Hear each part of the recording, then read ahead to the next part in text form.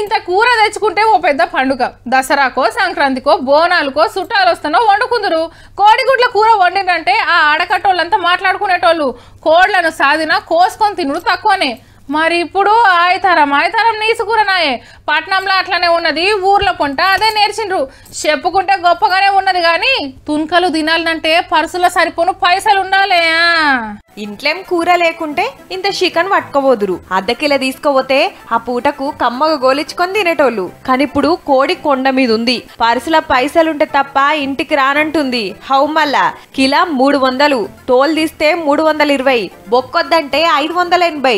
Half kilo తీసుకున్నట్టు వాళ్ళు rate చూడగానే వెళ్ళిపోతూనే ఉన్నారు. మటన్ రేట్ చెప్తున్నారు, మీరు 4 కోళ్ళు అమ్మినా. ఉత్తప్పుడు అయితే 60-70 కిలోలు అమ్మేది డైలీ. ఇప్పుడు వచ్చేసే వరకు బిజినెస్ లేదు, ఏం లేదు. రేట్లు పెరిగే వరకు చికెన్ దుక్నాలా ఈగలు జోపే కథ అవుతుందట గిరాకులు లేక. మరి గింతగానం ఎందుకు పెరిగిందంటే ఇప్పుడు ఎండాకాలం వచ్చి కోళ్ళు పెంపకంలోనే తగ్గించేస్తారు, ఎండలకు చనిపోతాయి అని చెప్పి.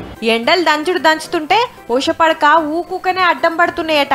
ఇట్లా అవుతుందని ముందే కోళ్ల సాధకం తక్కువ చేసిండ్రట ఓనర్లు. మళ్ళా పెండ్లిళ్ళు, పేరెంటాలు, దావతులు, పండుగలు, పబ్బాలు జోరాయే. మటన్ ఎంత వండినా అంచుకు చికెన్ ఉండాల్సిందే. ఇగేముంది, మాల్ తగ్గి డిమాండ్ పెరిగే వరకు రేట్ సుతా మీదికి పోయిందన్నట్టు.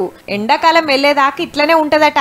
ఈ రేట్లను చూసి కోడి కూర కాయ చేసేటోళ్ళు ఏమంటారంటే, ఆనా పెళ్ళాడ సినిమాలో కోడ శ్రీనివాసరావు దానికి ఏలడేసి తిన్నట్టు తినాల్సి వస్తుందేమో అని భయం అవుతున్నది.